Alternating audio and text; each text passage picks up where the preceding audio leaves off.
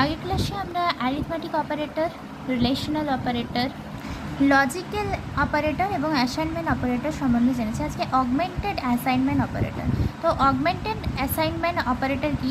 Augmented assignment operator হচ্ছে একটা arithmetic operator. Arithmetic বলতে plus, minus, division, floor, division এই সমস্ত চিহ্নগুলো, এগুলোকে অ্যারিথমেটিক অপারেটর বলা হয়। এগুলোর সাহায্যে যদি অপারেন্ট এবং অপারেটর মিলিয়ে যে কার্য করা হয়। তো অ্যারিথমেটিক অপারেটর বলতে মাইনাস, প্লাস, ডিভিশন, পার্সেন্টেজ এগুলোকে বলা হচ্ছে। আর অ্যাসাইনমেন্ট অপারেটর কিন্তু একটাই রয়েছে, সেটা হচ্ছে সমান সমান চিহ্ন বা ইকুয়াল টু চিহ্ন।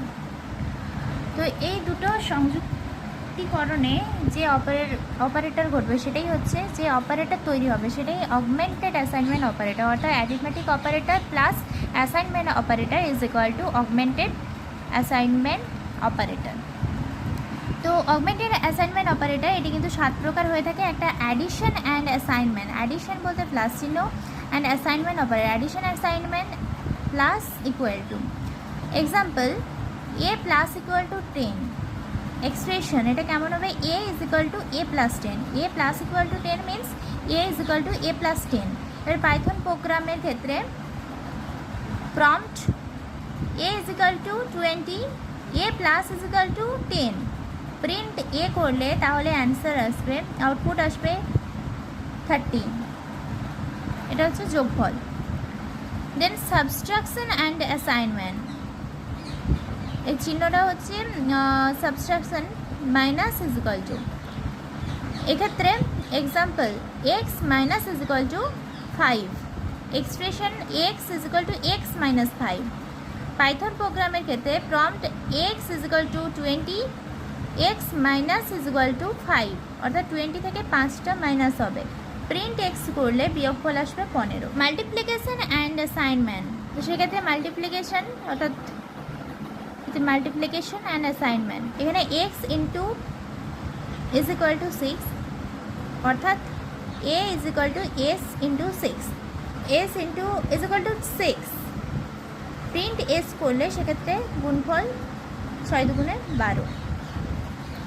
Division and assignment, p division is equal to 16, অর্থাৎ p is equal to p division 16। Prompt p is equal to 256, p division is equal to 16। Print p করলে অ্যান্সার আসবে 6.0। মডিউলার অ্যান্ড অ্যাসাইনমেন্ট অর্থাৎ percentage, এখানে আর percentage সমান সমান 7, অর্থাৎ আর সমান সমান আর পার্সেন্টেজ 7।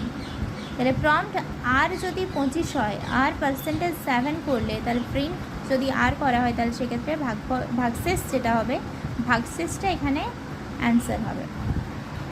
7 দিয়ে 25কে ভাগ করলে